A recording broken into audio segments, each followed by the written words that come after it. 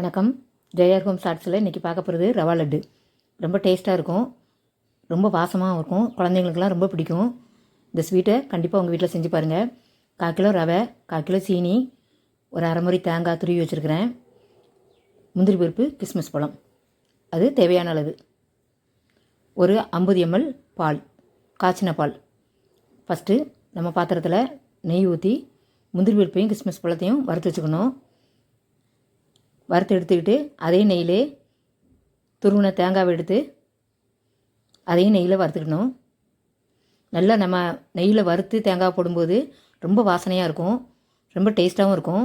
அதுக்கப்புறம் ஒரு ஸ்பூன் நெய்யில் ரவையை வறுத்துக்கணும். தேவையான அளவு நெய் இவ்வளவுதான்.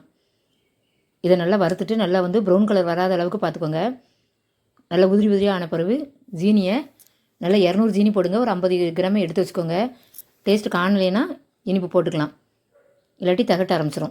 நல்லா வறுத்துட்டு பாதி வறுக்கும் போதே நம்ம தேங்காவை போட்டுடலாம். போட்டு அந்த சீனி வறுக்கும் போதே கொஞ்சம் நமக்கு மெல்ட் ஆகிற மாதிரி தெரியும். அந்த டைமில் நம்ம முந்திரி பருப்பை கொஞ்சம் பாதி பாதியாக கட் பண்ணி போட்டுக்கோங்க. அப்படின்னா தான் எல்லா லட்டுக்குமே வரும். நல்லா வறுத்ததுக்கப்புறம் கொஞ்சம் மெல்ட் ஆக ஆரம்பிக்கும், கொஞ்சம் கட்டி சேர்ற மாதிரி. நல்லா இந்த டைமில் அடுப்பை ஆஃப் பண்ணிடுங்க. அடுப்பை ஆஃப் பண்ணிவிட்டு பாலை லைட்டாக தெளித்து நல்லா உருண்டை பிடிக்கிற அளவுக்கு புட்டு பதத்தில் தெளிச்சுக்கோங்க. அவ்வளோ பாலையும் ஊற்றக்கூடாது, கொஞ்சம் கொஞ்சமாக தேவைக்கு தக்க மட்டும் தெளிச்சிக்கணும்.